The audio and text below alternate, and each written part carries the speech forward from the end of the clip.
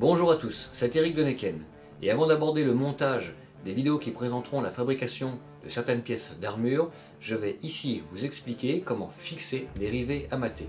C'est simple, mais cela peut parfois être déroutant pour ceux qui découvrent ce type de rivet pour la première fois. Comme d'habitude, n'hésitez pas à liker, partager, commenter mes vidéos, et je vous souhaite un bon visionnage. Voici un rivet amaté. Il se compose d'un pied et d'une rondelle. Pour pouvoir le fixer, bien sûr, un trou dans vos pièces de cuir. Ici, en diamètre 3,5-4. Je place donc le pied en dessous. Je le fixe. Voilà. Je mets la petite rondelle par-dessus. Je vais me servir d'un jeu de pose qui est destiné donc à poser les rivets amatés.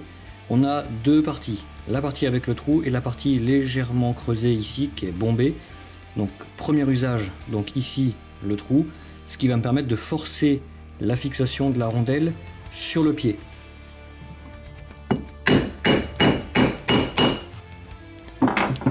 Parce que la rondelle a un diamètre légèrement inférieur au diamètre du pied, ce qui fait qu'en l'enfonçant, voilà, c'est déjà bloqué, serti.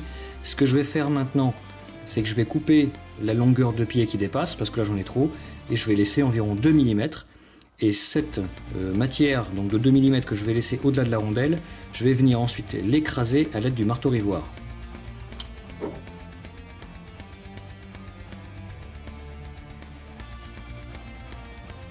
Une fois le pied coupé, je vais maintenant me servir de la partie bombée pour venir légèrement, enfin commencer à écraser donc cette partie du pied. Ça me permet de commencer à l'arrondir et je vais ensuite terminer avec le marteau-rivoire.